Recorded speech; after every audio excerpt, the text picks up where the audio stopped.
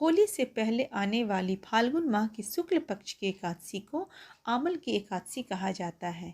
ये विष्णु जी के साथ ही आंवले के पेड़ की पूजा का भी पर्व है, इसलिए इसे आंवला एकादशी के नाम से भी हम जानते हैं।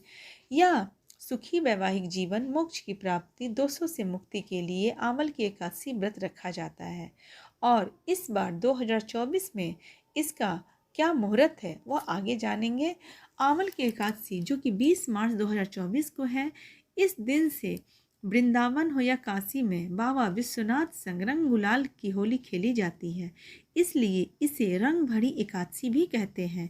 यह एकमात्र ऐसी एकादशी है जिसमें विष्णु जी के अलावा शिव पार्वती की पूजा का भी एक विशेष महत्व है। इस बार आंवला एकादशी व्रत का शुभ मुहूर्त है। पंचांग के अनुसार यह एकादशी 20 मार्च 2024 को प्रातः 12:21 पर शुरू होगी और अगले दिन 21 मार्च 2024 को 2:22 पर समापन होगा इसका।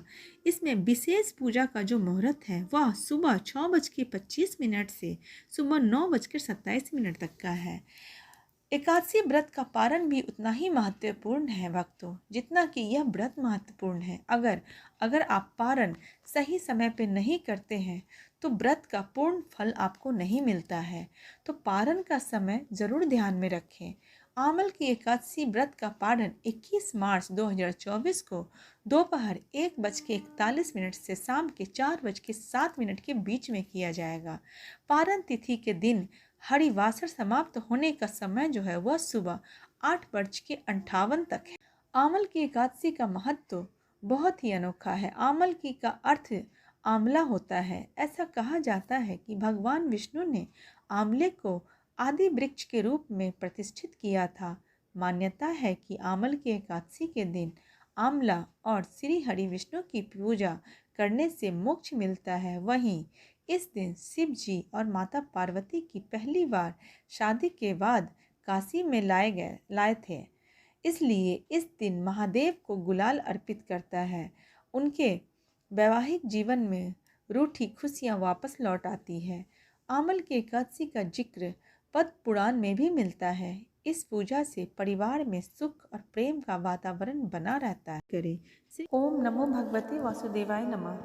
आज की इस वीडियो में आप आंवला एकादशी की संपूर्ण व्रत कथा सुनेंगे।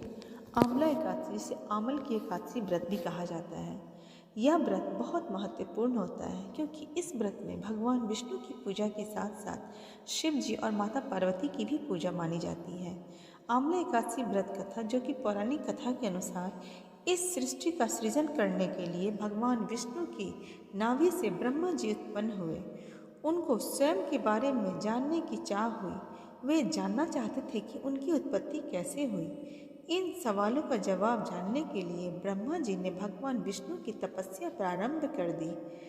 काफ़ी समय बाद उनकी तपस्या से प्रसन्न होकर भगवान विष्णु जी ने उनको दर्शन दिए।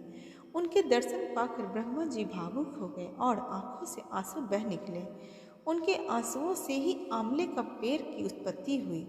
तब उनकी तपस्या से प्रसन्न भगवान विष्णु जी ने कहा कि आपके आंसू से आंवले का पेड़ उत्पन्न हुआ है। इस वजह से यह पेड़ और इसका फल उनको बहुत प्रिय होगा। आज से जो कोई भी आंवला की एकादशी व्रत करेगा और आंवले के पेड़ के नीचे विधि विधान से मेरी पूजा करेगा, उसे मोक्ष की प्राप्ति होगी और उसके सभी पाप कर्म खत्म हो जाएंगे। इस व्रत के साथ ही इस कथा को जो भी सुनेगा उसके भी सारे पाप मिट जाएंगे। यह व्रत बहुत ही पावन और पवित्र है। आंवल की एकादशी व्रत का उस इंसान को पूर्ण फल मिलेगा जो इस वृक्ष के नीचे मेरी पूजा पूरे विधि विधान से करेगा। इस तरह से आंवला की उत्पत्ति हुई, आंवला की पेड़ की उत्पत्ति हुई और यह पेड़ बहुत ही पूजनीय माना जाता है।